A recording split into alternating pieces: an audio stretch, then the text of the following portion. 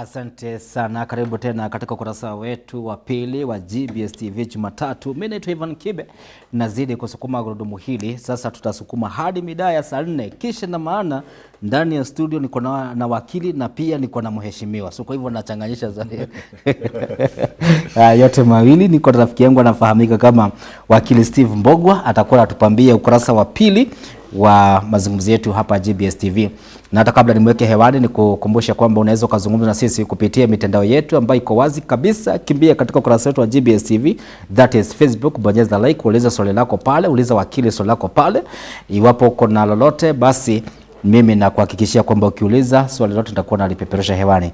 Na bila kupoteza wakati ningetaka nimkaribishe my good friend. Good morning sir. Very good morning. How are you? Niko salama kabisa. Na pia nataka kumsalimu Mkenya pale pote alipo akitazama kupitia hii runinga, wale wako nchini na nje ya nchi, na haswa pia marafiki zangu na watu wetu wa nyumbani kutoka pale Mutoine, Dagoretti South. Dagoretti South. Oh, asante sana mheshimiwa kwa kwanza niseme asante kwa kukubali mwaliko wetu. Na pole niseme maybe hujazoea kuamka mapema. Niseme pale kukuamsha mapema. Hizi watu naamka mapema sana. By 6 ya kwanga Nairobi. Oh, by 6 ya kwa Nairobi. Okay, asante sana. Karibu katika GBS TV. Asante. Na nikataka tuweze kuangalia swala la hili utumizi mbaya wa mamlaka dhidi ya viongozi wetu. Na hivi sasa tunavyozungumza, kuna watu hufikiria tu wakati tunazungumzia kuhusu uongozi mbaya ama utumizi mbaya wa mamlaka, kuna watu wanafikiria tu ni kuvunja tu sheria. Lakini pia wakati tunachagua kiongozi, umempatia mamlaka yako, umemkabidhi mamlaka yako aitumie on your behalf. Lakini tumekuwa na changamoto ya tumechagua viongozi lakini wakifika kule bunge hawatumii mamlaka yetu ambao tulipatia ipasavyo. Wengine wanaitumia kunufaisha wao wenyewe na wengine kunufaisha their boss katika vyama vya kisiasa. Kama tulikuchagua kupitia chama cha UDA, then your boss now I become an immediate boss, but now your boss anakuwa ni rais ama your party leader. Na out of that tumeona watu wengi sana wakicomplain about the leaders that they elected. Na umesema umetoka kule eneo bunge la Dagoretti Kusini, ambapo tunajua kwamba hivi sasa hata ofisi ya mbunge iliweza kuteketezwa. Kisha na maana wakazi wa katika eneo hilo walifeel tuliyemchagua atuwakilishe alienda kujiakilisha yeye mwenyewe. Matakwa yetu kulingana na Finance Bill 2024 haikuwa kulingana, alipiga kulingana na venye sisi hatuko tunataka. Kwanza ni kupatia utangulizi wako, umsalimie mtazamaji wetu mahali popote alipo, then tuingie kwa mazungumzo. I think Bwana Kibe, ningependa kushukuru sana kwa kunialika hapa, na pia naweza kumshukuru sana Mungu kwa kuwezesha kupa uhai na nguvu za kuwa tumeweza kupatana asubuhi ya leo tuweze kujadili hii mada ya mambo ambayo ina affect nchi yetu. Na nikienda moja kwa moja kwa swali ambao umeniuliza, ningependa Mkenya aeleze kuwa katiba yetu nayo ni the Kenya Constitution 2010 ilikuwa imetoa ama imeweza kudescribe where the power belongs, ama nani wako na power. Na inasema kuwa the power belongs to the people, the sovereign is the people of Kenya. Hao ndio wako na nguvu ile the fundamental power. Then hiyo power ndio tuna delegate kwa viongozi wetu. Na hapo ndipo viongozi wetu wengi huwa wanasahau. At the moment tumedelegate hii power, na imesemekana that the power can be exercised in either directly or indirectly. Na indirectly ni pale tumechagua viongozi waende wawakilishi bunge, tumechagua rais, tumechagua kumewekwa mahakama ambao pia inasimamia. So tunaweza vitengo vitatu ndizo zinatumika katika delegation ya power, either ni judiciary or through the legislature ama the executive ambayo iko na presidency. Viongozi wetu wakiingia pale bungeni, wacha ni address wale wameingia bungeni kwanza. Unakuta ile maadili ambayo kulingana na article 10 ya constitution inasema ina expect kiongozi wako awe nayo, mambo ya accountability, utumizi mzuri wa mali ya umma, uadilifu. Ule uadilifu ndio unakuta viongozi wengi wanasahau nani aliwatuma, na wanasahau kuwa hao ni representatives, that wewe ni mwakilishi. Na ukiwa mwakilishi wakati wote inamaanisha kuwa kuna watu ambao unafanyia kazi, ama kuna viongozi wako, na viongozi wako ni wale watu walikuchagua, ambao ni wananchi wa Kenya, ama ni wananchi wa Kenya kwa kitengo, whether ni constituency level ama ward level ama county level or even the national level kulingana na ile kitengo umechaguliwa nayo.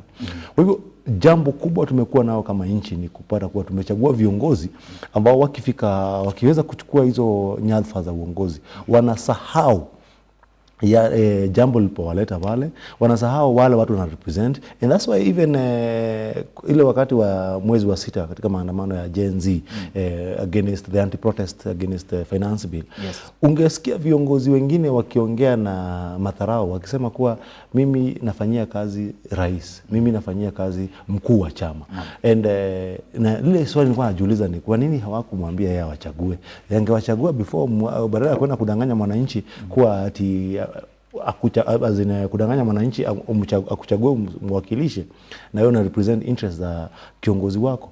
So haya maneno ama hizi vitendo ndio ukiangalia yote holistically unakuta pia it goes to the root of mambo ya utumizi mbaya wa mali ya umma, where viongozi wanapatiwa pesa, whether ni CDF, whether ni pesa ya county ya governor, whether ni office ya president ama ni minister, wana misuse hiyo pesa badala itumikie mwananchi iweze kudumisha maisha yake ama improve maisha yake. Inaleta hizi mambo ama inaleta hii kuonyesha disregard ya wale watu walikutuma. Na shinanga nikikumbusha wananchi na naenda kusema pia hii serikali ya Kenya Kwanza ilichaguliwa haswa sababu walikuwa wana advocate for article 43 of the Constitution of Kenya ambayo inaongea kuhusu social justice.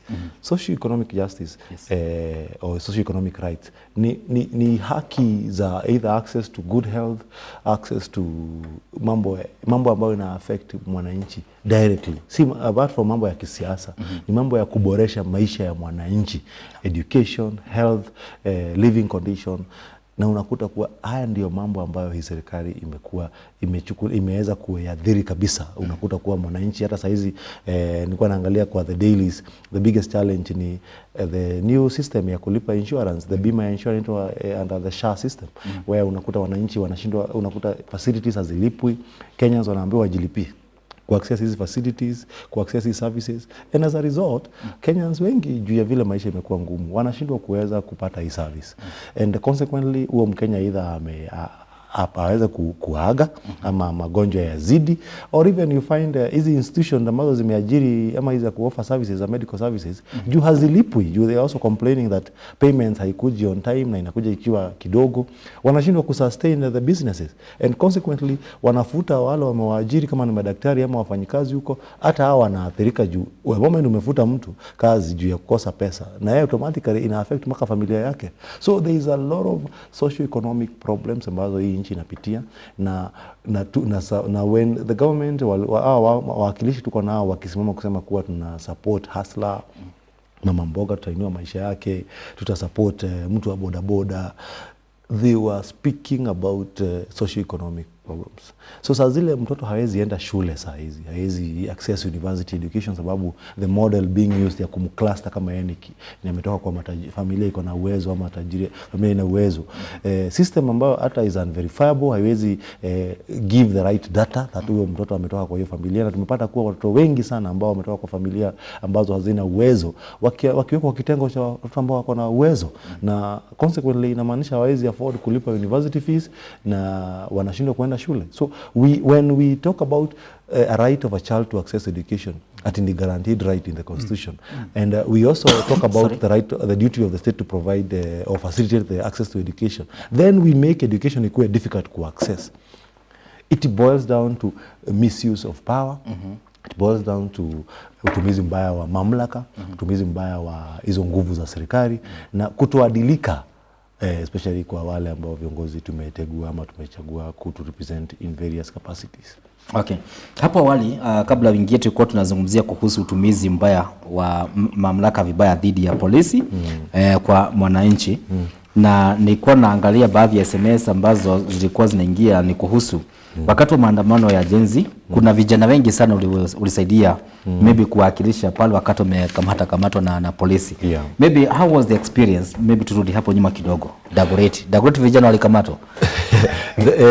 Iko tu Dagoretti, ilikuwa Kenya mzima juu pia anafanya kazi na shirika la mawakili nchini, the Law Society of Kenya. Yes. Mimi ni mmoja wa wakilishi wa hiyo chama ama kwa hiyo council, na kuanga nimesimamia kitengo inaitwa Public Interest Litigation and Human Rights and Legal Aid. So ni committee ambayo ina deal na masuala ya hiyo mambo ambayo yamekuwa ikiendelea nchini, mambo ya umma and na kupeana usaidizi wa kisheria bila malipo, we call legal aid. Na I can say that katika huo msimu kama chama cha mawakili tuliweza kuchukulia kama jukumu letu kusaidia wananchi walipopote nchini kwa kuprovide this legal assistance, sababu ile challenge Wakenya wamekuwa nayo for so long ni hawaja kuwa wakijua haki zao. Na unakuta kuwa hii fursa ama hii wakati tumekuwa nao umetupa fursa mzuri sana wa kuweza kufunza wananchi haki zao kulingana na katiba. Wakenya wanajua hizi kuna article 37. Ukiuliza mtu yote unataka kuprotest kwa nini, anakuambia ni haki yangu kuenda kuandamana, bora niandamane kwa njia tiifu, njia ya amani, bila kuharibu mali ya umma. So hata huko kwetu Dagoretti pia kuna vijana wengi sana walishikwa, na kuna wale pia walikuwa implicated na mambo mengi ya wanaambio ndio waliorganize kuchoma kwa office of the CDF office. Lakini mambo kama hayo yalikuwa yanapatikana sio tu just Dagoretti, lakini mahali kwingi nchini. Unakuta kuna watu wameharibu mpaka mali ya wananchi wengine wakiandamana.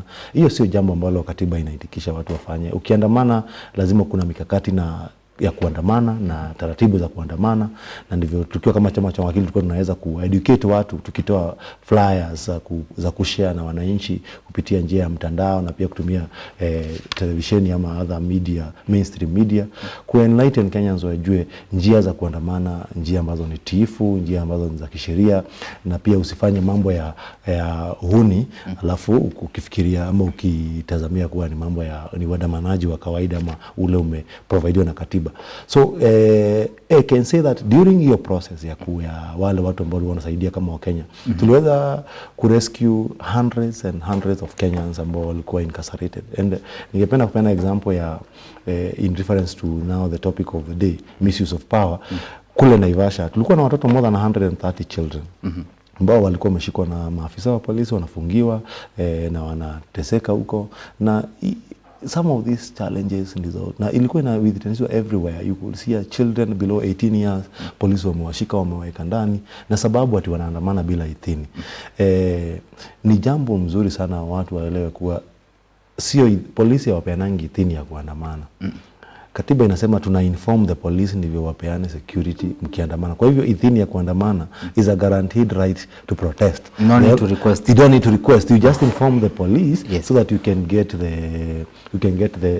the security from the police. But ile shida tuko nayo ni polisi wetu wamekuwa kama ndio wana turn into now becoming the aggressors. Ni kama tunaandamana juu yao, kwa hiyo wanaamua kukaa kwa defense. Now they are fighting back, yes, wananchi. Na during that especially the month of June, that is 18th of June, 20th of June and 25th of June, tuko na Kenya wengi sana walidhulumiwa na maafisa wa polisi. Wengi sana walishikwa, tulikuwa na watu Kasarani, wengine wameshikwa huko Ruiru, ukienda Murang'a na Nyuki, na hata mawakili wakienda kuwatoa wanapigwa. Hata sisi wenyewe tulidhulumiwa sana hapa Central Police Station. I was among the first lawyers on 18th of June. Hiyo Tuesday jioni tulipigwa sana na mapolisi. Na tumeenda kufanya makosa gani?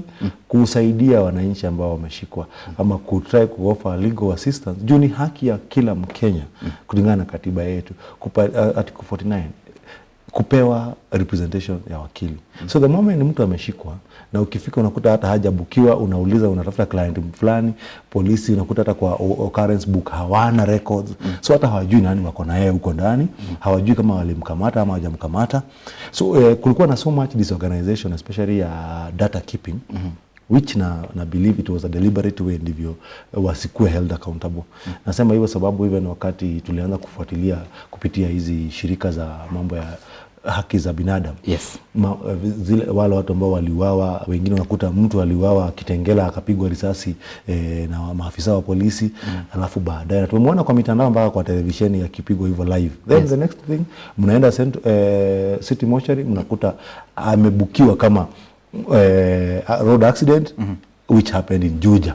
So unajiuliza why would mtu anaweza book mtu ameattend road accident happen in Juja yet amepigwa risasi in Kitengela is a clear indication that there was a lot of cover ups and ndivyo unakuta mpaka saa hizi shirika la haki za kibinadamu Kenya National Human Rights Commission which is a constitutional body ilitoa idadi ya watu ambao waliuawa kupitia excessive power na serikali lakini hatujaona hatua hata moja imechukuliwa ya hata investigations towards kuleta watu kwa wale wamekuwa committed offenses which clearly now boils down to even the current issues we are facing of femicide. Femicide has increased, watoto wetu wa kike wanauawa kwa njia kubwa sana, even watoto wa kiume na kudhulumiwa sana. So unakuta hizi mambo zote serikali haionyeshani mikakati ambayo inaweka ama imechukua kuweza kuleta watu ambao wameleta ama wahuni wamecommit these offenses into books. Unfortunately, the state which has a principal duty ya kuprotect wananchi imekata kuchukua hatua. Rais ameenda kwa televisheni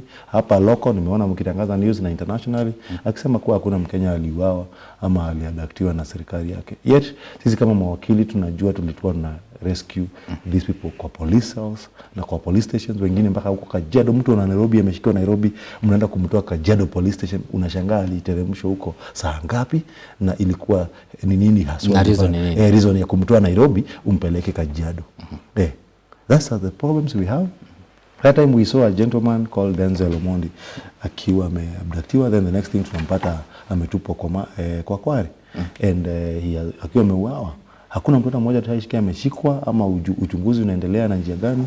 Hatujaiona shirika la IPOA the Independent Police Oversight Authority ikiwa imechukua hatua hata moja ikwele kuhusiana na hizo mauaji ambazo zimeshuhudiwa nchini for the last 3 or 4 months. Kwa hivyo that explains why unaona hata nchi za nje under the European Union zikipeana statement kali sana kuwa Kenya isipochukua hatua za kulinda wananchi na hii udhulumu wananchi especially kupitia hii mambo ya abductions and killings then we are going to face a very serious international crisis, especially because we are not adhering to the fundamentals of protecting human rights and which really forms the basis of even the mere existence ni ku safeguard uhai wa binadamu. Okay, now tukisalia tu pale kwa I think hili swala la polisi kukiuka sheria ni swala ambalo linafaa kuangaziwa, na the problem is ukiangalia kama unavyosema kwamba Kenya National Human Rights Commission waliweza kutoa idadi ya wale watu ambao waliweza kuathirika na wengine kuuawa na maafisa wa polisi na nothing has happened, which now the body of the government wa Kenya wanaweza wakasemea kwamba tuko safe nayo. If the human rights ndio wanafaa wakati mwingine hata kupush for the prosecution, they just give the list na wanakomea pale. Huyu mwananchi ako wapi? Tumemwacha wapi? The moment the work of the Kenya Human Rights Commission is observing and reporting and that is essentially even if walikuwa wanafanya kazi yao ni kuangalia, kuobserve, collect data and they shared this data. Kenya National Human Rights Commission is a constitutional body, sio ati imetengenezwa na huko nje binafsi. Hii ni shirika la serikali. Naomba nikukate. After the Kenya Human Rights Repair report yake, we saw the president refuting, it's not this number you are giving us. Now the government fight its back. Yani ikisema one board of the government ikisema hivi, the other board now which is executive wanasema is not what the other part of my body said, but now this one. Ile shida kubwa tuko nayo ni kuna a lot of hypocrisy when it comes to the part of the state. And I'm saying this because when a constitutional body kama Kenya National Human Rights Commission imeweza kupiga evidence na iko na data, kuna majina, unajua haisemi tu ati kuna watu 60 plus wamekufa, inakwambia ni huyu na huyu na huyu na huyu na huyu wamekufa.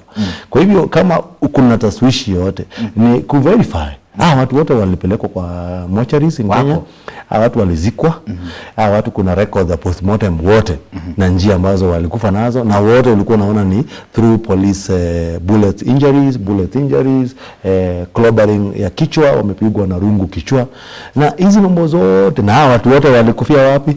Either aliokotwa kwa streets za Nairobi siku ya maandamano, alipigiwa risasi nje ya gate ya parliament, alipigiwa risasi karibu na Uganda House, na kuna a lot of corroborating evidence ya kuonyeshana kuwa maafisa wa polisi walikuwa wanahusika. Kwa hivyo the moment even tunaona rais mwenyewe anakana kuwa hakuna watu waliuawa kama hao, na ana proceed even ule mtu ambaye alikuwa amesimamia ministry ya interior and security ya nchi anamfanya the deputy president. He is clearly sending a message that I don't care. And that never happens, because if he really cares, kama anathamini wa Kenya kwa ile njia anakuwa akisema anawathamini, then wale watu walikuwa wanahusika katika mambo ya kuua wa Kenya na kuweza kuabduct na wangekuwa wamechukuliwa hatua. Juu serikali ikisema sio serikali ya maafisa wa polisi ambao waliua wa Kenya ama waliwadhulumu, then swali ni nani? Na huyo ambaye mnasema ni yeye, mmemchukulia hatua yoyote ama kuna ushahidi wa hatua ambazo mmechukua kama serikali? Juu at the end of it all, this government ni the principal duty bearer ya protect wananchi na mali ya wananchi. Kwa hivyo kama sio nyinyi mmecommit hizi heinous acts, then ni nani na mmechukua mikakati gani kuaddress hizo vitu? Na hiyo ndio jambo ambalo serikali ya Kenya Kwanza imekataa kuaddress, imekataa kusolve kwa Kenya, that mnashinda mkisema sio sisi tuliuana, hatukuua wananchi, hatuko kwa biashara ya kuua wananchi. Then swali kubwa ni nani aliua wananchi, nani aliabduct wananchi, na ni hatua gani mmechukua kama serikali kuweza kudhibitisha kuwa hao watu wamepelekwa wamechukuliwa hatua ya kisheria? Hiyo ni jambo ambalo una realize haijafanyika. Clearly showing you the principal duty bearer is 100% culpable ya wale wananchi waliuawa and the hundreds of Kenyans ambao walikuwa abducted, even currently those who are disappearing. Juu Wakenya wanakuwa arrested every single minute and disappearing every now and then. Msichana kama Maverick alipatikana kwa border. Maverick Aoko alipatikana kwa border, almost border Tanzania. Na kisikuza circumstances of the abductions and all that, they are state orchestrated. Ukiuliza serikali watakwambia akona enemies wengi. Okay, kama mtu akona enemies everywhere, what steps has the government taken even kuleta watu kwa books ama washtakiwe? Tulionyesha maafisa wa polisi wakiwa wana draw guns na wana shoot in the public during the protest, na as a result hapo wameshoot. Hata kama sio huyo police officer tuliona ametoa bunduki, hapo wameshoot, tumeona bullet yake ikipigwa, kuna mtu amepatikana amekufa. That's how the case of Rex Masai came on board. Hatujaiona huyo afisa wa polisi amesamoniwa even once by the IPOA kuulizwa maswali ama kuweza kuhojiwa ndivyo kuweza kuestablish ama hiyo bunduki yake kuchukuliwa kufanywa forensic kuestablish ama hiyo ndio bunduki ambayo ilitumika kuua Rex Masai. So hizi ni mambo ambazo tunaona kuwa serikali iko na a lot of hypocrisy in addressing the matter, in that they are not being honest. Hawako honest na hawana intention ya kutafuta solution. Juu wangekuwa na intention ya kutafuta solution, hatungeona Kindiki akipendekezwa kama deputy president, tukijua kuwa maafisa wa polisi walihusika kwa njia kubwa sana katika kudhulumu wananchi walipokuwa wakiandamana kwa njia ya amani. Kuna watu wengi ambao wanasema kuhusiana na swala la idara za mahakama, ni swala linajirudia sana katika maswali yetu. Idara zetu za mahakama, umesema ya kwamba hivi sasa hakuna IEBC, lakini kutoka ofisi ya IBC ambao umesema hakuna IEBC iliweza kuidhinisha naibu wa rais Kithure Kindiki, na walikataa ama ilisema haiwezi ikapasisha signature za mwananchi sababu hakuna IEBC.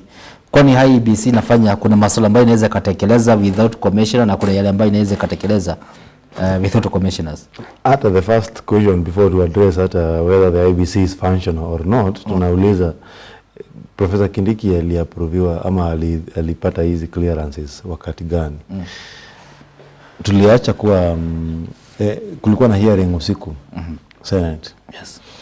And by morning the president alikuwa sha recommend the Friday morning alikuwa recommend Professor Kindiki kama the deputy president, na alikuwa na hizo idhini zote mpaka kutoka kwa IBC. And the decision ya kuimpeach Rigathi Gachagua ilifanyika usiku. Kwa hivyo hii kamati ambayo inasemekana ilikuwa imepanana usiku ya IBC ikapeana approval, EACC ikafanya kazi usiku ikapeana approval, hawa watu ambao wanafanya Kenya gazeti wakaprint gazeti yao usiku wakaweka wakaipublish. So there is the same group ya IBC. Ndio hiyo tu bado ambao vijana walijaribu kwenda kuimpeach ma-MPs wao, wakaambiwa hatuna commissioner wa kuweza ku-verify hizi signatures. So it is hypocritical when the state, na naelewa hizi ni masuala ambazo yako kotini yatakuwa yakijadiliwa katika hii kesi ya impeachment ya Gachagua, juu kesi bado inaendelea. Some of the problem is that ni kazi gani ambazo ni administrative ambazo zinafanywa na secretary wa IBC, na ni kazi gani ambazo za commission. Juu from the explanation ambayo tulipata inaonyeshana kuwa if right now kunahitaji kufanyika election, watu wa Banase constituency, yes, mpaka wale hawajawahi kuwa na election, and the reason why hawana election ni sababu hakuna commission. So then they have a reason to question the IBC as it is, because imekataa kufanya election na imeonyeshana iko na nguvu za kuidhinisha mtu anaweza simama. But in a constitutional point of view ama in a pure legal point of view,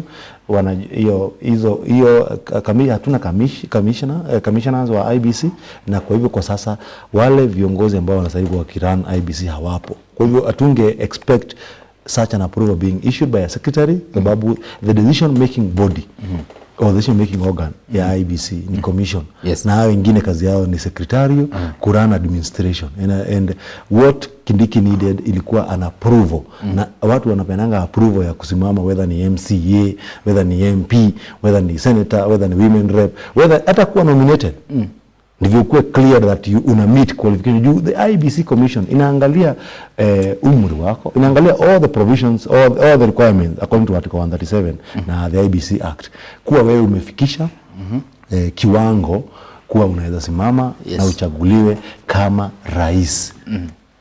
Na the reason why unaambiwa upitishe hizo viwango na upewe idhini ya clearance that umefikisha hizo viwango, ni juu ukiwa msaidizi mkuu wa rais kama deputy president, you automatically have to have the same qualification kama rais. Ndivyo saa zile rais hayupo, wewe unaweza ukipa hiyo seat. Rais akihappen leo ameaga dunia, unaweza kalia hiyo kiti. Rais akiamua kuresign leo ama haikuwa impeached, unaweza ukipa hiyo kiti. Na therefore lazima ukuwe umequalify, na ule mtu anaweza peana hiyo ticket ya kusema umequalify is only the IBC commission. As we speak right now, what happened was an illegality, na nakwambia hiyo masuala yote ndio yanajadiliwa katika kotini. Najua mahakama ikitumia kweli na haki itapeana vile uamuzi ambao unafaa kikatiba na kisheria. Wakili, utakubaliana na mimi the impeachment of the deputy president katika taifa letu la Kenya, it was the moment of testing the constitution. Yes. But according to you, is that impeachment something that that can positively see that it have set a precedent maybe in the near future? I think the precedent that it has set in a number of ways. One, imeonyeshana kuwa wabunge wetu have the ability, akona uwezo na nguvu za kufanya kazi within a very short time. Kwa hivyo tunaweza fanya kazi usiku na mchana na walete results sababu kazi ambayo katiba ama waandishi wa katiba kina Zamba Gitonga Senior Counsel and they soul me rest in eternal peace, wakipitisha wakitengeneza wakidraft katiba in the 2010 ndio tukuja tuipitishe, walionelea kuwa rais akona siku 14 za kunominate jina, wakapropose wakasema kuwa bunge iko na siku 60, so in total walisema kuna 74 days, yes, za kujadili haya maneno tuweze kupeana uamuzi. Lakini bunge yetu ikaonyesha inafanya hiyo maneno yote within 60 minutes. Inaweza discuss mtu saa hizi, imwangushe, itoe gazeti, inominate mtu na i-approve na gazeti, na hata walikuwa wanataka kufanya swearing in on Saturday. Ni vile tu mahakama iliweza kupeana orders regarding the same. Hao watu walikuwa wameamua kufanya mpaka swearing in on Saturday. So a clear show that wabunge wanafanya kazi. That is one. The other thing is there was also a clear indication that there is a serious disregard of the rule of law in this country. That's another president. Yeah, viongozi wetu sana wameweza wana disregard sheria, disregard mikakati ya kisheria.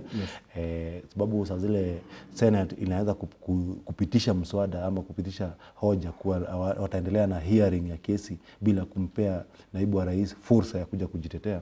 It goes to the fundamental right to a a fair hearing. That leo ni deputy president ambaye amefanyika hivyo. Kesho itakuwa another person amesamoniwa. Inaweza kuwa ni governor ameitwa the same senate, ama ikuwe another person ameitwa in another tribunal or a quasi judicial institution or even a court that umekuja umepata ama pia amegonjeka kama jambo la dharura zimetokezea, umepelekwa hospitali.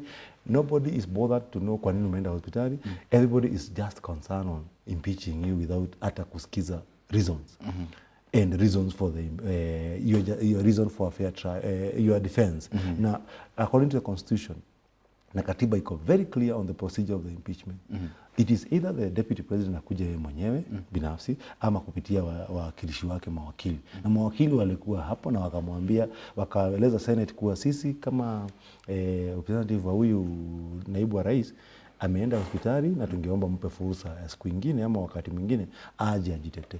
So it shows you that we have a group of leaders ambao as long as wamepewa instructions na their boss from State House, na wengine wanasema kuwa walikuwa wanapewa pesa kulingana na wale wameweza kuongelesha media kuwa wajumbe walikuwa wanapewa pesa in millions of shillings, wanaweza disregard or suspend the constitution na waitupilie mbali. Juu hata maoni ya wananchi ilikuwa inaonyesha kuwa vile wananchi wanataka ama msimamo wa wananchi, na katiba yetu inasema kuwa tuzingatie maoni ya wananchi tukipitisha hoja ama miswada yote katika bunge. I like the fact umesema kwamba kuna baadhi ya wabunge ambao walikuwa wanapewa pesa na sitaki kusema ni wabunge aina kina nani sababu pia hujataja ni akina nani lakini kulingana na Caleb Amisi mwelekezi wangu kama uko tayari, Caleb Amisi anasema wao hata huenda hawakupewa kitu. Wao tu waliambiwa na Raila wavote Gachagua out. Mheshimiwa ndugu yangu mwelekezi kama uko tayari tupatie sauti ya Caleb Amisi. Anasema wao waliambiwa na Raila tu Gachagua aende. Tunataka wakati tumetoa mmoja wake, mimi ni mmoja ambaye tulipiga kura ya yes ili Gachagua aende nyumbani. Sasa wale walikuwa wanakataa ati tusipige kura ya yes, ndio huyu alipiga, ndio huyu mmoja wao, ndio huyu amefika. Mimi niliuliza baba, sasa tunaenda kufanya vita za wengine? Sisi tulikuwa nataka hao wote waende nyumbani, wewe unatutuma kuenda kuingilia kwa vita za wengine? Baba akasema kama mlikuwa mnataka wote waende nyumbani na mmoja ndio huyu amejitokeza, simfukuze huyu kwanza rais, alafu tuandamane na huyu mwingine, kwa sababu wakiwa pamoja sio rahisi kuwapeleka, si ndio? Sasa tumetafuta mmoja tumepeleka, huyu mwingine achunge bwana, amebaki bila nguo kila kitu, achunge sana. Sasa hiyo ndio kazi tulipewa na baba. Wale ambao mlikuwa mnasema kwa nini mnapiga Yesu, munisamee, nilifuata amri ya baba. Haya, hata sisi GBS TV tumekusamehe, ulipata amri ya baba. Lakini swali ni je, I think kuna a very strong statement ametoa pale, amesema ya kwamba sisi tuliingia hii serikali katika hii broad based government with agenda. Na agenda ni kupeleka hawa watu wawili nyumbani. Mmoja tumemeka ameenda, mwingine amempatia a stern warning na akacheka. Ukiona mtu akiongea kwanza acheka kidogo, inamaanisha kuna how the seriousness ya statement ambayo anatoa. Akasema Ruto ajichunge sana. Now, people are having this a predestined time and duration that this might happen after the election of African Union. Hiyo anasema tujichunge. Will it be determined by the fate ya either fate or whatever will happen to Raila next year? I think the statement by the member of parliament inaonyeshana kuwa that hakuna kuwa na jambo la maana haswa ama better reason ya kumimpeach deputy president Rigathi Gachagua instead other than the influence that they got from their political leaders ama viongozi wao wa chama. Na kwa hivyo yale madai ambao walikuwa wanajadili ama walikuwa wakiambia wananchi yote imekuwa tu ni kumanage public, but wanajua haswa ilikuwa tu mambo ya kisiasa na ni siasa tu walikuwa wanapiga. Yes, whether the African Union chairmanship it affect the outcome of the African Union chairmanship it affect Kenyan politics. Definitely lazima ikuwe na a very serious impact. Yes. Especially on the fact that wengi ambao walikuwa wafuasi wa Raila Odinga ama ni walikuwa wanamwaminia Raila Odinga kama kiongozi. Kuna watu ambao walikuwa na participate sana actively na mambo ya maandamano, na ukikumbuka hata wakati wa finance bill, viongozi wengine wa huo mlengo walivote extremely no against the finance bill. Yes. And they have been really much against the government harsh approach or harsh policies against the Kenyan citizen. So right now, wengi wao ukiwasikiza wakiongea wameonyeshana wametuliza mori wao wakihope kuwa rais atamsaidia baba kuweza kupata kile kiti cha African Union. Lakini lazima tuelewe kuwa siasa za African Union chairmanship ni siasa zingine tofauti sana na zile za Kenya, na zina involve a lot of other interests. Yes. Some of them involve interest goes back up to the colonial period. Who was your former colonial master? Yes. Which language of your colonial master do you speak? Religion and economic blocks. So kuna so much politics na so much that goes around it, apart from kusema mimi ni wa tribe gani. Lazima useme unaonekana wewe umetoka East Africa. Yes. East Africa ina operate as a block. Uko na support ya East Africa as a block. Uko na support ya ECOWAS as a block. Uko na support ya the Arab region as a block. Uko na support ya SADC as a block. Uko na support ya East Africa, ya Central Africa. So kuna masuala mengi sana. Kuna wale wanaongea Kifaransa, the francophones, kuna wale wanaongea Kizungu, the anglophones, kuna wale ambao ni Waislamu, kuna wale ambao ni wa Kristiano. So kuna masuala mengi sana ambayo yata play a role in determining who will be the next African Union chairman. Na nasema hivyo juu tulikuwa pia na Amina Mohamed alikuwa amesimama hicho kiti, na yeye kuwa mwanamke na pia kuwa mwanamke Muislamu, kulikuwa na hope that she has a better chance of bagging the seat, but unfortunately hayo haikuwezekana kulingana na zile siasa zilikuwa wakati. So even right now, yes, ninajua sana na nimeweza kuongea na wafuasi wengi sana wa Raila Odinga. Unakuta wengi wana hope kwa rais ataweza kutumia network zake kama rais na Afrika na the other African leaders wataweza kumobilizia Raila Odinga kupata hii kura. Juu hii ni kura inavotiwa na viongozi wa manchi. So hivyo ni presidents and head of states and head of governments ambao wana vote. Kwa hivyo ni a political space that it has a lot of interest, na kweli ni kuwa Ruto asipoweza kudeliver the seat to Raila Odinga, I see no reason why Raila Odinga will continue being in that government, or will not have a reason, or why some of his supporters will not have a reason to become a bit agitated ama ukasirishwa na hiyo approach. Sababu even right now, looking at what is the feeling in Mount Kenya, Mount Kenya watu wanahisi kuwa wamekuwa betrayed na the Kenya Kwanza regime ya Ruto, that kuwa mlitudanganyilia, mlituleta kiongozi wetu, mkatuambia tutatupea stake kwa hii serikali na mmemngatua Gachagua.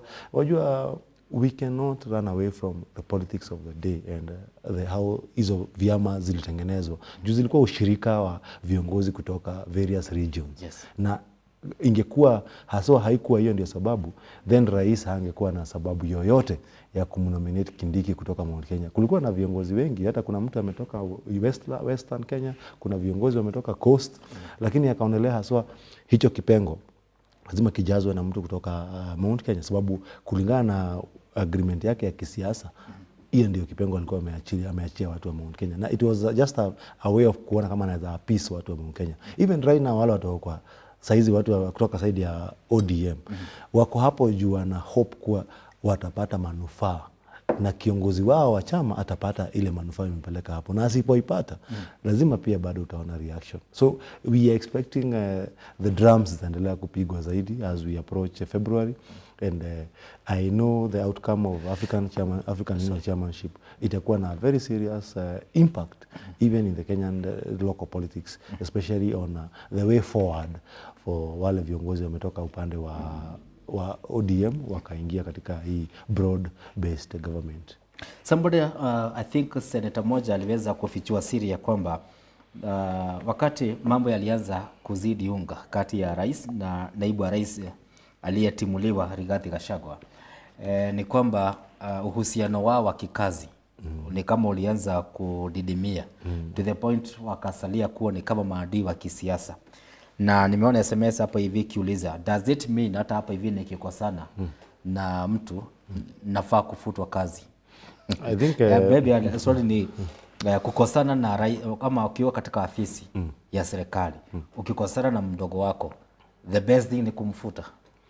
I think ile hatua ambayo ilichukuliwa ni hatua ya kisiasa, si ya kisheria. Kisheria haustahili kufuta mtu juu ya hiyo, lakini kisiasa ama siasa ukiangalia in a broader way. Yes.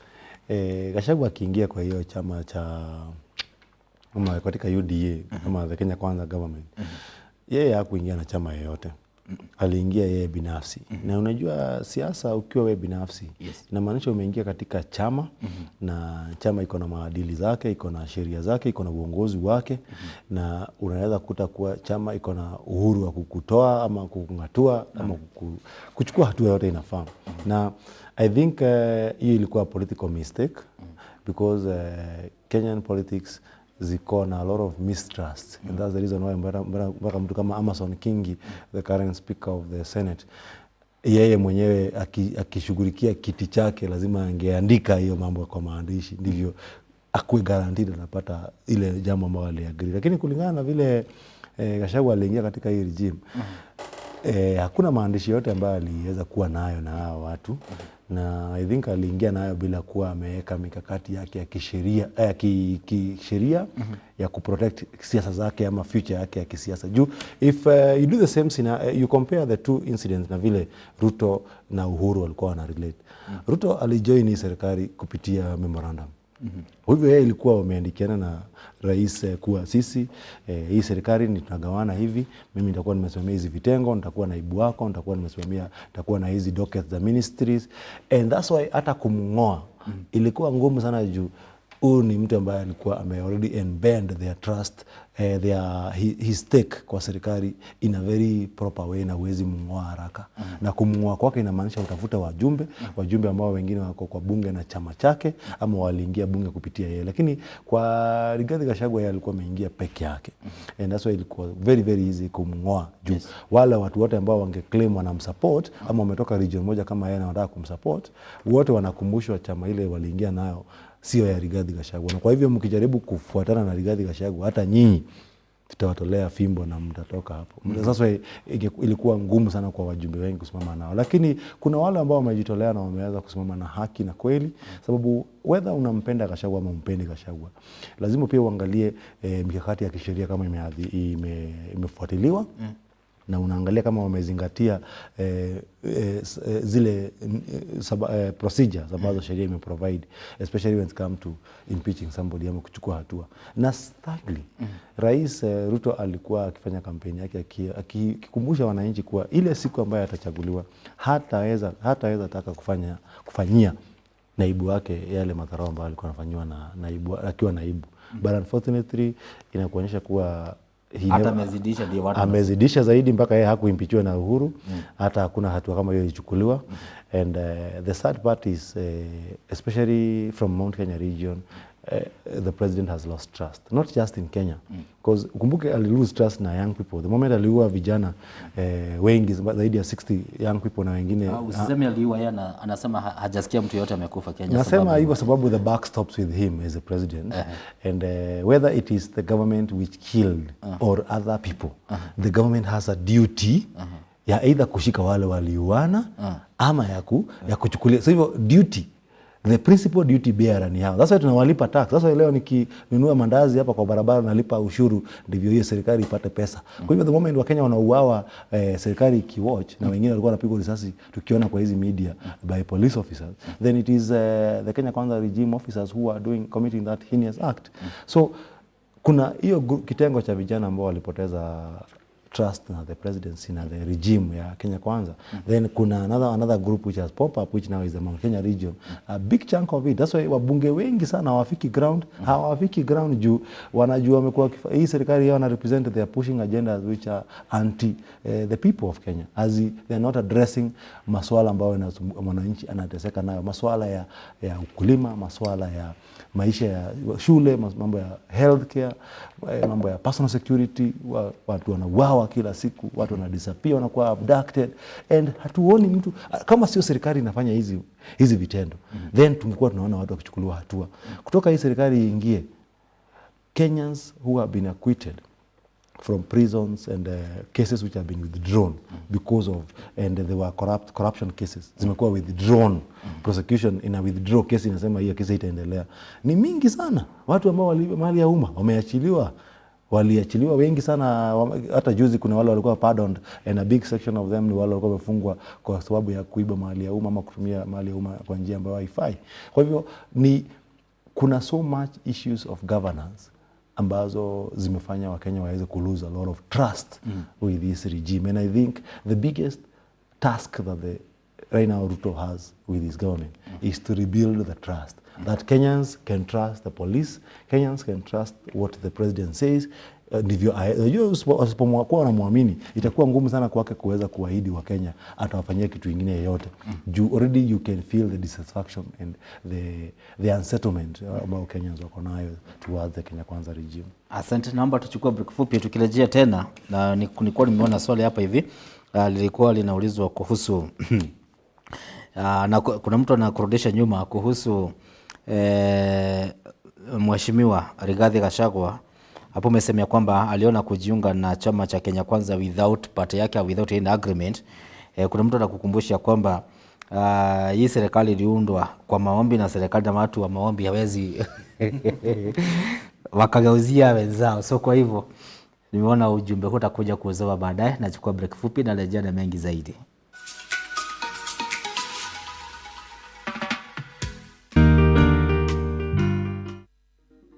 Wanasema afadhali nililie kwa Range Rover na nicheke kwa baiskeli. Ndio hiyo sasa. So ukisikiza wengine anakuanga ni uongo. Wanataka kukuonyesha ni pia pressure. Mimi siwezi amka, akikuja late siwezi amka nimpatie chakula, siwezi fanya. Is a friend of mine aliniambia yeye bwana yake ni mtu wa kununa. Yeye ana jam sometimes, sijui anaweza maybe ameboeka huko kazini, akikuja kwa nyumba amejam tu. Mtu hata labda akulangi kama huyo mzee ajaingia kwa hiyo nyumba. Labda akulangi ama akisikia tu mlango ndio hiyo imeguzwa, ako chini. Hapo kutuitiwa, unapelekwa mahali, unaanza kuchapa mahesabu yako. Hii pesa ingelipa school fees. Tungenunua vitu zingine tuongezee kwa nyumba. Then naturally hawajaumbwa watu wa kupayuka, si kama sisi. Na the more unakaa na mtu, unakaa ukijua this person akiwa real ama akiwa na pressure fulani. Bwanake mahali ameajiriwa kazi, boss wake ni sugar mami wake. Alafu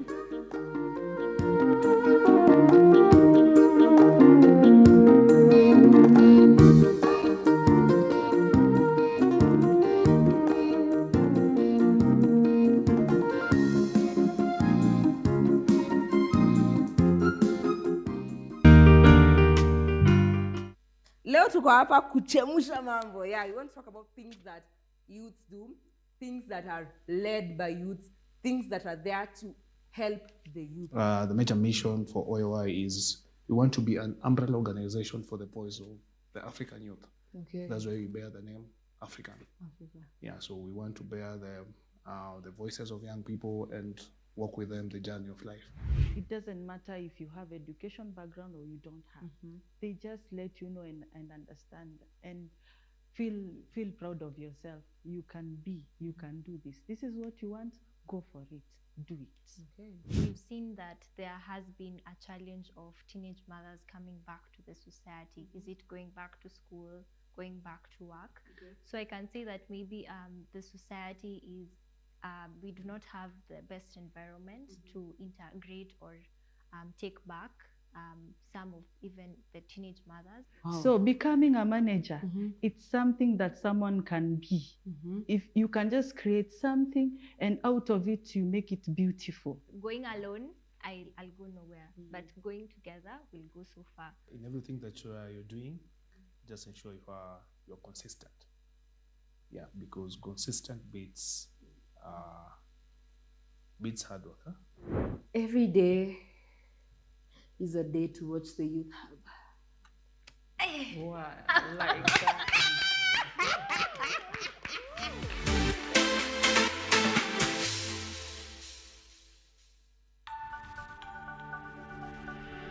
everywhere, GBS.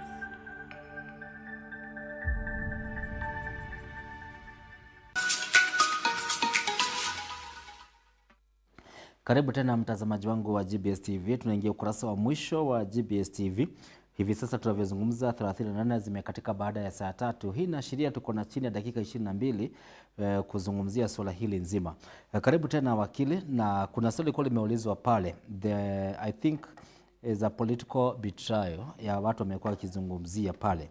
But now singetaka maybe utaguzia kwa dakika moja pekee about the political betrayal, even though nimesema SMS ikisemea kwamba Gachagua alikuwa anajua ya kwamba anaingia in agreement kwa mtu ambaye ameokoka. So kwa hivyo kukugeuzia sisi rahisi. But now somebody is asking, now that Gachagua has been impeached na ameenda, now will Kithure Kindiki be able to fit the shoes ya kuleta Mount Kenya pamoja? I don't think so. I don't think hata ile kazi kubwa sana ya Kindiki ama ile lengo kubwa sana yake ni kuunganisha watu wa Mount Kenya. Nasema hivyo sababu the approach or the kind of candidature they want him to alikuwa anatry kuleta Kindiki ilikuwa ya kuonyeshana kuwa yeye sio mtu mkabila. Yeye analeta uongozi ambao hauidhinishi kuwa kuna ukabila wote. Na Gachagua tumemtoa sababu amekuwa akiongelea mambo ya Mlima Kenya, amekuwa akileta watu wa Mlima Kenya pamoja. Hiyo mambo yote ujue lazima ikuje home biting. And I'm saying that sababu Kithure Kindiki haja kuwa mtu very proactive when it come to local or ground politics. And kwa Wakenya wengi anaonekana kama an elite. Au ni wasomi, ni that kind of elitism. Now that may make him not a good candidate wa kuleta Wakenya pamoja, especially watu wa Mount Kenya. Na nasema hivyo sababu kisiasa hajakomaa ile njia ama hana uwezo ule, whether ni kifedha ama ni kisiasa, wa kuweza kuunganisha watu wa Mount Kenya. If you go back to vile milengo ambayo imetengenezwa saa hizi ya kisiasa, sioni mlengo hata mmoja ambao unaegemea upande wa Kindiki. Ile milengo iko hapa ni either kama ni Mount Kenya kuna mlengo wa Gachagua na mlengo wa Ruto. Kwa hivyo wale ambao wana support Kindiki ambao wako kwa mlengo wa Ruto wanafanya hivyo sababu wanaaminia uongozi wa Kindiki. Lakini wanafanya hivyo juu wanaaminia uongozi wa Rais Ruto na ndiye amewapea mwelekeo kuhusu mambo ya Kindiki. Kwa hivyo Kindiki sidhani kama focus yake ni ya kuleta watu wa Mount Kenya pamoja. Na nasema hivi juu if you look at the feeling ile iko kwa mlima saizi, watu wa mlima, hata watu wa huko Meru, you go to Embu, uende Nyeri, uende Laikipia, Nyandarua, Nakuru, all the way mpaka Kiambu hapa na Murang'a, you could feel that Kenyans, especially watu wa Mount Kenya, wana feel is a sense of betrayal. Wanasikia ni kama Kindiki alitumika kuweza kunyang'anya brother yake ama ndugu yake kiti ambacho alikuwa amekipata kwa njia halali. Kwa hivyo that one, especially watu wa Mount Kenya wapendi betrayal. Wapendi watu wanawabetray. Nasema hivi juu if you go back in history, the reason why watu wa Mlima Kenya wali support President Ruto in almost to 87% of the votes, mainly haiko ati juu anapenda Ruto sana, by the way. Ilikuwa juu watu walikuwa wanasikia wamekasirishwa sana na Uhuru Muigai Kenyatta sababu alikuwa anapendekeza Raila Odinga kwao, na kulingana na watu wa Mlima Kenya the feeling ilikuwa Ruto ni yeye alisimama na wewe katika 2013 election, akasimama na wewe 2017 election, na therefore lazima urudishe mkono, lazima ulipe hiyo deni. So even right now, the moment Gachagua alianza kuatakiwa na hii regime ya Ruto, automatically the same feeling ikakuwa elicited that kwa nini unampiga ule mtu ambaye alikushika mkono, mtu ambaye tunasikia alikufadhili kuweza kufanya campaign zako hata hii mkoa wa Mount Kenya. Kwa nini ile wakati mkafanya campaign ya Kenya Kwanza mungesimama mahali kuna watu wa Mount Kenya, ulikuwa unapea fursa Rigathi Gachagua aongelesha wa Kenya akitumia lugha yake ya mama, ndivyo awahimiza waweze kumchagua Rais Ruto na wachague regime yao kama. Kwa hivyo for Kindiki kupata hiyo legitimacy is a long shot, sababu mtu akiwa ameshachaguliwa na wananchi, the moment wananchi walienda hapo wakaona Ruto na Gachagua wakatik, na Kindiki yeye ni kuappointiwa. Automatically Wengine watu wawili wanaanzia safari in a very different angle because of legitimacy. The power of the people selecting or voting you. Inamaanisha wamekupea ruhusa ama it's more like we bless you. Tumeku bless uende ukafanye kazi, tumekupea ruhusa ukafanye kazi. Kwa hivyo tukikuondoa alafu tutatoa huyu mwingine ambaye ni ameletwa wanatumia jina mbaya, an imposter. Si mimi ni vile nasikia wakisema sai kuendelea kupush hiyo agenda sana. But I can tell you especially people from Mount Kenya are very very very disgruntled.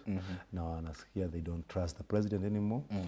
They don't trust their children with the president. Juu wanaona watauawa. Sasa watu wameona wamenyamaza. Kuna mtu alikuwa ananiambia una vile mlima kumenyamaza wakingatua Gachagua, kiongozi mkuu sana wa hiyo kitengo cha naibu wa rais. Hata 2027 watu watulie sana wakiona Ruto akingolewa kupitia ballot. Whether that is going to be the case or not is a wait and see situation. But I can say kwa sasa watu wa Mount Kenya hawajafurahishwa sana. Na siwezi kuambia Kindiki anaweza unganisha Mount Kenya juu haezi onekana kama kiongozi ambaye ameordainiwa na watu wa Mount Kenya. He cannot represent the people of Mount Kenya or claim to represent them because we don't give him the legitimacy to do so. Sure. Kuna swala ambalo linaibuka hapa na limejirudia kuanzia saa 1:30 nilipoanza mazungumzo hapa hivi. Linauliza why people do you think wame lose fear to the president and they face to face telling him ya kwamba tumekuwa tukiona hizi abduction, hizi killings, extrajudicial killings, but people still they are not fearing. Wana hata wakiwawa, wengine wakishikwa, bado watu hawa develop ile fear. Nasema hivi kama mwelekezi uko tayari, kuna mama kanisa mahali Rais William Ruto alisoma jana, alimwambia face to face ya kwamba hii mambo nakuja kuletea wananchi mambo ya SHA. Mpaka unaona kama kiongozi sijui ni aibu inamshika anakaa hivi. Sababu people are telling him. Sasa si kupitia mitandao ya kijamii, sababu walikuwa wanasema kwamba una arrest watu sababu wamekukashifu mitandao ya kijamii. Nao wameamua kumwambia peupe. Kumbuka pia I think 2 weeks ago tumeona viongozi wa kanisa wakijitokeza kusema hii serikali tulifikiria ni ya Mwenyezi Mungu, kumbe hii ni ya shetani. You see? Mwelekezi, kama uko tayari tupeleke mahali Rais William Ruto alisema jana. Okay, anasema maybe hilo ni swala moja.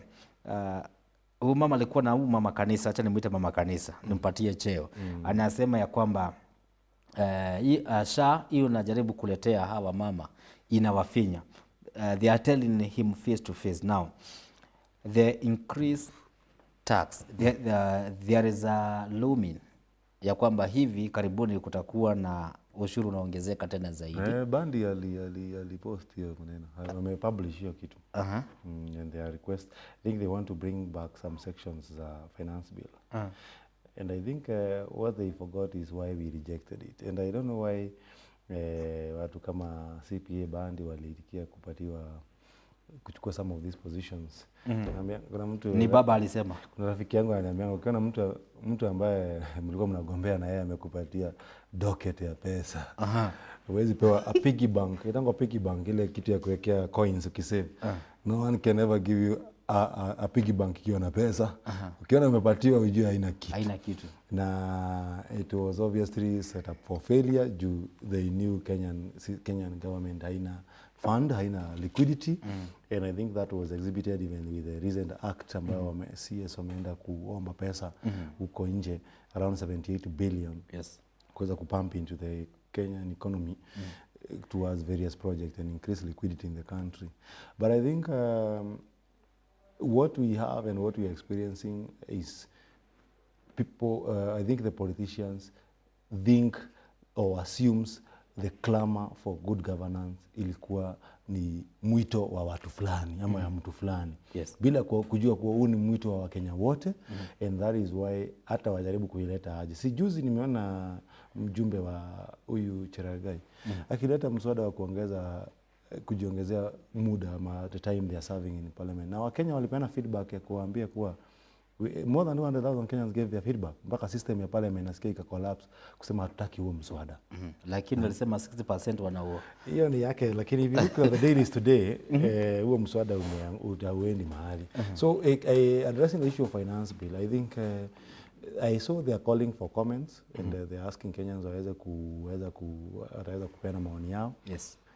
I don't know who is lying to them that wanaweza tumia shortcut kurudisha hizo punitive access na kuongeza levy on railways, levy on infrastructure. Yes. All these issues, I can tell you as Kenyan people, we rejected them. Tulizikataa na tulizikataa kwa hata Wakenya wengi sana waliweza kupoteza uhai wao wakikataa hiyo finance bill. Kwa hivyo mtu yote kuileta ama kuirudisha bungeni ati kuijadili kwa sasa na ni kurudisha zile vipengee ambazo tulikataa zote. Without involving the people and speaking their opinion or knowing what is their views on the matter extensively. Na niliweza kuinvolve watu lazima uwaeducate. Usiulize tu watu kupe maoni na uwape education. And then waende huko nje wakisema kuwa Kenyans are peddling the wrong narrative. Yes. If Kenyans wako na the wrong narrative, it is your duty as a state to shape the narrative in the right way and you educate Kenyans. But viongozi wetu hawajaweza kuwa wakipenda sana educate Kenyans, waweze kujua what is going on, and that's why unakuta public participation now is purely based on how a Kenyan understand the bill, or how some of us who are now knowledgeable in matters of law educate Kenyans in regard to those bills. That's why unakuta the state itself, which has a duty to enlighten Kenyans, whenever, even the parliament, whenever they're bringing a bill, and there is a committee which has that role to ensure they educate Kenyans receive the right education, understand what is going on, understand the bill, and then proceed now to give their views, or whether to amend, review, or even scrap those particular, or even adopt the proposals, depending on whether zina make sense kwa Wakenya. Lakini haya mambo yote nakwambia hata wale ambao walichukua hizo vitengo kutoka kwa chama cha ODM wakaingia kwa hii serikali, sijui nini aliwadanganya kuwa mambo yatabadilika wakiingia. They should be prepared for resistance from Kenyans, especially on punitive taxes na mambo ya kudhulumu Mkenya ama kuongeza gharama ya maisha ya Mkenya. Asante. Mwelekezi wangu ananiambia kwamba sauti iko tayari. Wacha tusikie sauti, na nilikuwa nimeuliza kwa nini Wakenya wamepoteza uoga kabisa kwa rais. Wanamwambia what they feel directly hata akiwa hapo.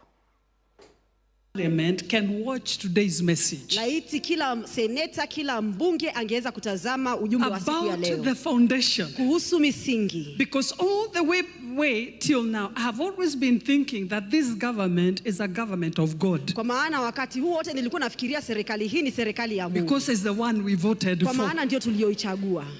To our embarrassment. Lakini kwa aibu yetu. It's a government. Kwa aibu yetu. People nao wanamwambia ukweli. Uoga umeenda wapi? Where is fear? The fear is gone, and they say once we lose our fear, they lose their power. When Kenyans wakiamua kuaddress viongozi, they are our representatives. We need to tell them tunawakosoa sababu ni haki yetu kuwakosoa na kuwapea pia proposals zile tunaona zinafaa. Yes. So the moment watu wamenotice that we voted for you thinking that you believe in this agenda, then wana notice kuwa that was not the true position, they have to get frustrated. Lazima wakuwe frustrated. Yes. Na lazima wakuwe disappointed. Lazima uone wakireact. Na I think I even saw Archbishop Olepit sometimes back, the Anglican Sapit, the Anglican Archbishop, akiongea about it. Ile wakati wa impeachment ya Gachagua about the issue. So there have been so many religious group which have come out strongly to comment about it. Na tunasema hivyo juu hawa tu viongozi wa kanisa ndio walipea rais na viongozi wale tuko nao fursa ya kuongelesha wananchi kupitia katika hizo podium. The same priests and the pastors and reverends and apostles and bishops, they're the same ones who drummed support for Ruto and his regime, under the belief that hii ni uongozi ambao umebarikiwa na Mungu, ni uongozi ambao unamwamini Mungu, ni uongozi ambao kufuata kanuni za Kikristiano ama za kikanisa, lakini mambo ambayo yamekuwa yakiendelea nchini, especially gharama ya maisha kuwa juu, Wakenya kuuawa, Wakenya kuwa abducted, Wakenya, mali ya Wanakenya kuwa inaharibika, biashara za Wakenya kufungwa, utumizi mbaya wa mamlaka, na utumizi mbaya wa nguvu na polisi to citizens, utumiaji mbaya wa mali ya umma, corruption cases going very high. Haya mambo yote ndio tulikuwa tuna hope yataondolewa. Na 2 years down the line una notice hakuna hata hatua moja imechukuliwa. Instead mambo inaharibika zaidi, uchumi unazorota zaidi, gharama ya maisha inaenda juu zaidi, kuaccess some of these services kama ni maji safi, shule, healthcare inakuwa ngumu kwa Mkenya wa kawaida, biashara zimeharibika. Sasa hizi Wakenya huku nje wanalia hawana pesa na kweli hakuna liquidity. So these challenges ndizo unaona kuwa hata viongozi wa makanisa na viongozi wa dini wamekasirishwa nazo, na hasa unaona wanaanza kuweza kuspeak up, and I think and I hope we keep tuendeleze hii momentum ya kutoogopa kuaddress this issue, because there's nothing worse that can happen ambayo haijaonekana kwa hii dunia, ambayo wanaweza fanya tukiwaambia ukweli, unless waue mtu, na hiyo ni seti ni jambo si hata huko akina Musa walikufa, na sio mara ya kwanza kuona Wakenya wakiuawa juu ya kuongea. Na kama hiyo ndio itachukua for the president to listen to Kenyans, then I'm very sure Kenyans have offered to do that, to tell him and to tell him on his face that we are not happy. Na unajua kama kiongozi ni vizuri kusikiza wananchi. Na the moment wananchi wamekwambia hatufurahii, badala ya kuwanyamazisha, wewe acha kuniambia hivyo, sikiza wanasema nini, sikiza ni mashida gani Wakenya wako nazo, address their problems, sababu walikuchagua na hawakuteua ukue kiongozi wao. Sikiza their problems. Kama wewe ni mjumbe, sikiza watu wa bunge lako wanasema nini. Kama wewe ni kiongozi wa governor, sikiza watu wa county wanasema nini. Sikiza, elewa mashida zao, pendekeza miswada ambayo itaimprove maisha yao katika bunge, katika senate, katika baraza la mawaziri. Leta mapendekezo ambayo itanufaa mwananchi. Acha kuleta mambo ya kuwakandamiza mwananchi ati ikue every Kenyan anakiona mwanasiasa mahali anamkimbilia kumuomba pesa. Si tunamuomba juu ya kitu kingine, ni juu anaaminia kuwa huyu mwanasiasa ameweza kupata access to public funds, ameiba already, ako nazo. Kwa hivyo ile sababu hawezi fanya ile kazi tulimpea afanye. Wacha tu tumuombe atupatie tuikule direct, hiyo maneno iishe. Lakini inastahili kuwa viongozi ambao wamepewa respect na wananchi sababu ya ile kazi wanafanya, na zile na kuweza kutumia utumizi mzuri wa mali ya umma ili uweze kunufaisha maisha ya Wakenya, na ili Wakenya waweze we get out of this problem that bado mpaka sasa tunadeal na mambo ya magonjwa, mambo ya poverty, tunadeal na mambo ya kutokuwa na elimu. These are the same problems mzee Kenyatta alikuwa anadeal nazo in 1963. Hatuwezi kuwa we are dealing with the same problem ambazo tungekuwa tunadili nazo 60 years ago. Naomba tumalizie hapo, lakini najua na uko na ujumbe muhimu kwa watu wako wa kule kwetu Dagoretti. Watarajia nini? Hilo ni swali ambalo naona likiibuka sana kwa watu wako wa kule Dagoretti. Karibu ndugu yangu. I think kwa sasa what we are doing is tunatry to mobilize vijana not just in Dagoretti but in also various constituencies and various regions in this country. Tunawahimiza kuwa we need to go back to the grassroots, tuweze kueducate wa Kenya, tuweze kuwafunza kujua haki zao za kisheria na za kisiasa, na pia waweze kuwa active involved in mambo ya kisiasa, especially public participation. Tutakuwa tunawafunza sheria na tunasaidia kutatua mashida ambazo zinaweza kuwa zimekuwa ikiwafunga kwa miaka, especially kutojua ile kazi viongozi wao walikuwa wakifanya, na kuweza kuhold viongozi wale wako kwa hizi viti accountable, especially parliament, MCAs, governors, senate, and also the head of state who is the president. Kwa hivyo hii ni mambo ambayo tunafanya at the grassroots level, and we shall continue to educate Wakenya, and tujajua tu the only way to conquer is by empowering our people, and to empower our people is giving them knowledge and understanding in a greater way. So I want to salute all the people of the Dagoretti South, and especially my people from Motoini ward. Okay, thank you. Nataka nikushukuru sana kwa kutenga muda wako. Najua hivi karibuni nitakuita tena kwa mazungumzo zaidi. Asante sana kwa kutupambia siku hii. Thank you very much. Mimi nataka niseme asante kwa wote ambao wamekuwa nasi kuanzia mida ya saa 1:30 hadi sasa. Ni dakika ngapi imesalia iweze kuonga mida ya saa 4? Dakika 2 pekee imesalia. Niseme kuonana tena hewani ni majaliwa yake Mwenyezi Mungu. Bye bye.